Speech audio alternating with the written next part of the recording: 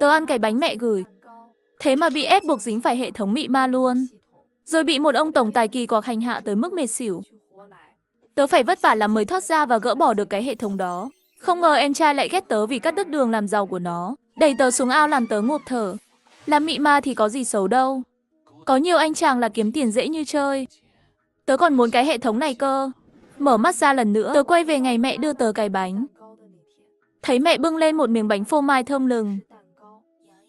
Đi làm vất vả rồi. Mẹ làm cho con một cái bánh nhỏ này. Mau nếm thử đi. Miếng bánh trông hấp dẫn cực kỳ. Nhưng lại khiến tớ giật mình tỉnh mộng. Tớ sống lại thật rồi sao? Nghĩ tới kiếp trước khổ sở. Tớ vội nói với mẹ. Mẹ ơi, từ nhỏ mẹ dạy con, có đồ ngon phải chia sẻ với em trai. Hay đợi em về rồi ăn chung nha.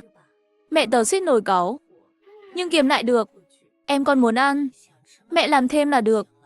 Dạo này con học hành vất vả. Phải ăn ngon để bồi bổ chứ.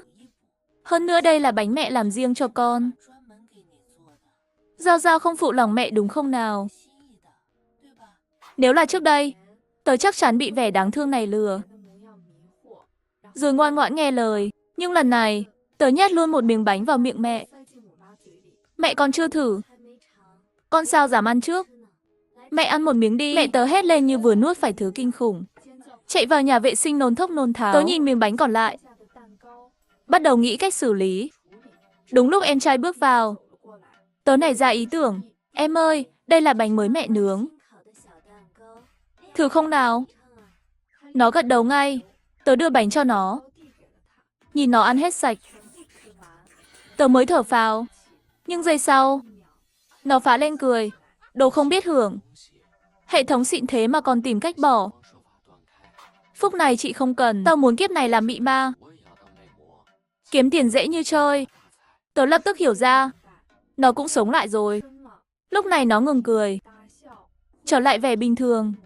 Chị ơi, đừng nói với mẹ. Em ăn bánh của chị rồi. Tớ cười gật đầu. Em không nói. Chị cũng định làm vậy. Đợi mẹ thấy bánh đã bị ăn hết. Mắt mẹ sáng rực mơ về tiền bạc. Giao Giao, mai con còn đi làm. Nghỉ ngơi cho tốt. Mẹ không làm phiền con nữa. Nói xong mẹ dọn dĩa đi luôn. Tớ thầm cười trong lòng. Mẹ ơi, mẹ sắp giàu to rồi. Nhưng mà tiền này nhờ cậu con trai cưng đi thả thính đấy. Hôm sau đi làm, tớ cứ thấy ai đó bám theo. Không dám nghĩ nhiều. Tớ vội leo lên xe buýt. Quả nhiên em trai bám theo ngay. Dù nó quấn kín từ đầu đến chân.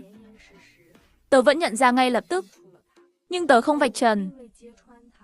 Vì nó tự chuốc lấy rắc rối thôi. Chẳng mấy chốc, em trai hét lên một tiếng.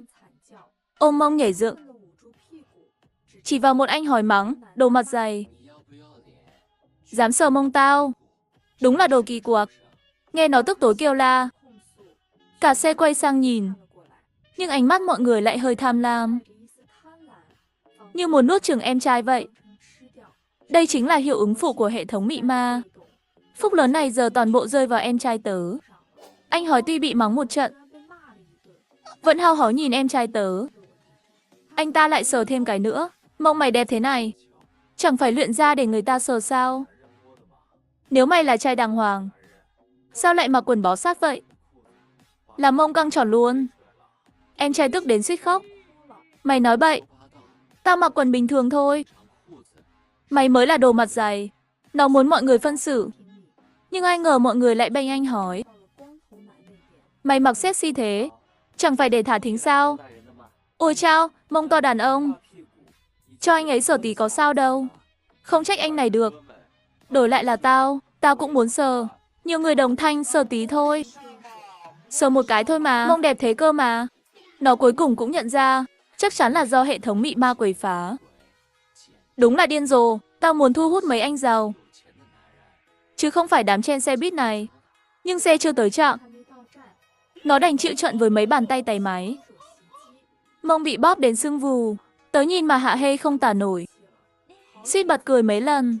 Tới trạm của tớ, nó cũng vội vàng xuống theo. Nhưng vì sếp yêu cầu, hôm nay tớ không đến công ty, mà tới một quán KTV gặp khách hàng. Khi em trai thấy tớ đi tới cửa KTV, nó phấn khích ra mặt.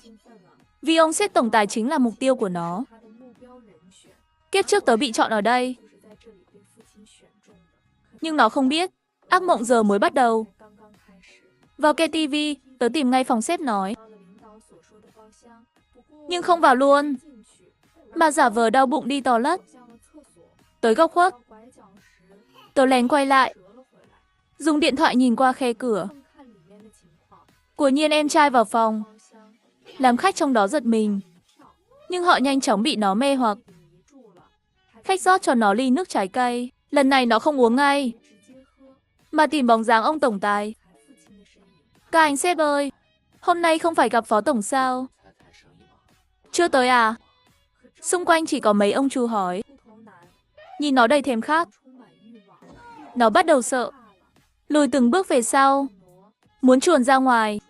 Nhưng vừa chạm tay nắm cửa, đã bị một ông kéo lại. Ông ta lao tới hôn nó. Hơi thở nặng mùi suýt làm nó ngất. Mấy ông khác cũng xúm lại, vây chặt lấy nó. Cưng ơi, ở đây không có phó tổng. Chỉ có sếp Lưu, sếp Lý và sếp Trương thôi. Không có phó tổng cũng không sao. Chăm sóc bọn tao tốt, đảm bảo mày được nhiều hơn phó tổng. Họ còn ép nó uống ly nước pha thuốc. Tới tận 3 ly. Nó bắt đầu kêu la thảm thiết. Đừng mà, hôm nay đáng ra sếp cứu mỹ nhân. Sao lại thành thế này? Nhưng nó nhanh chóng ngất đi. Bị mấy ông chú đưa tới khách sạn gần đó. Tớ bám theo suốt đường, còn thuê phòng ngay sát bên. Dù cách một bức tường, tớ vẫn nghe tiếng kêu thảm của nó. Sếp ơi cứu em với. Sao anh không tới? Tớ nhịn không nổi mà cười. Sếp thì sẽ tới thật. Nhưng 2 tiếng nữa cơ. Em trai chỉ biết kiếp trước tớ đi KTV gặp khách, bị khách xấu tính chuốc thuốc, rồi sếp xuất hiện cứu nguy. Nhưng lần này tớ đến sớm 2 tiếng, tránh mặt sếp luôn. Mấy ông chú hành nó suốt 3 tiếng. Tớ còn sắc với mấy trò của họ. Nhưng mấy ông này cũng là người có danh tiếng. Xong chuyện, sợ bị bám dính, nên bỏ em trai tớ một mình trong phòng. Chuồn lẹ luôn. Tớ định qua xem sao, nhưng phòng bên cạnh lại có người bước vào.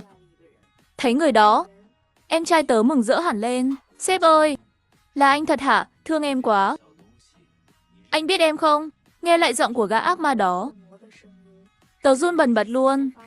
Nhưng rồi tớ nảy ra ý hay, lấy điện thoại nhắn một tin, đồng thời kết nối camera phòng bên. Trong cảnh bừa bộn ngập trời, sếp tiến lại gần em trai, ánh mắt đầy thèm khát. Còn em trai thì em thẹn nhìn sếp. Phó tổng, cứu em với được không? Em thấy mắt cay như bị xịt nước ớt. Nhưng sếp lại rung rinh, như con thú sổng chuồng lao vào em trai. Bắt đầu màn mưa gió ngập trời. Tớ buồn nôn muốn xỉu, không dám nhìn màn hình camera. Chẳng biết qua bao lâu, tớ nghe tiếng bước chân ngoài hành lang, cùng tiếng mẹ tớ phấn khích hét lên. Mau theo mẹ nào. Ngay đây này. Chẳng mấy chốc, mẹ dẫn cả đám phóng viên xông vào phòng bên. Mẹ quỳ sụp xuống khóc lóc. Con tôi khổ quá. Dù anh là ai, phải chịu trách nhiệm với con tôi. Khoan, Diệu Tổ, sao lại là con? Sếp cũng không ngờ đông người vậy. Tức muốn hỏi cho ra lẽ, nhưng vì đám đông ùa vào, em trai tớ không kìm được. Nó trợn mắt nhìn mẹ và sếp một cái. Phóng viên há hốc mồm luôn, nhưng vẫn cúi xuống chụp lia lịa. Sếp chẳng buồn ngăn phóng viên, phi thẳng vào phòng tắm.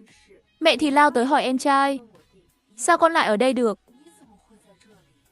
Đáng ra phải là Tư Giao chứ. Lúc này em trai mới ngộ ra, đám phóng viên chụp cảnh xấu hổ của nó chính là do mẹ gọi tới. Nó tức điên, đẩy mẹ ra. Mẹ con tớ chưa đủ mất mặt hả? Cút ra ngoài đi, tất cả cút hết đi. Sau đó, nó lao vào phòng tắm muốn giải thích với sếp. Nhưng bên trong vang lên tiếng đánh đấm dữ dội, kéo dài cả chục phút. Đợi sếp mặc đồ xong, tức giận bỏ đi, em trai mới bỏ ra với người đầy vết thương. Mẹ muốn kéo nó lại, nhưng nó vội đuổi theo, sếp lại đẩy nó ngã nhào xuống sàn. Lần này mẹ va đầu vào góc bàn, ngất xỉu tại chỗ luôn. Làm em trai hoảng loạn, nhưng nó vẫn cắn răng. bỏ mẹ lại, chạy theo hướng sếp vừa đi. Cả hiện trường hỗn loạn tưng bừng. Phóng viên cũng đuổi theo. Khi tớ bước vào, chỉ còn mẹ nằm ngất ở đó. Tớ nhịn cười không nổi, đây mới chỉ là màn mở đầu thôi. Kiếp trước tớ chịu khổ sở, kiếp này họ phải trả gấp đôi.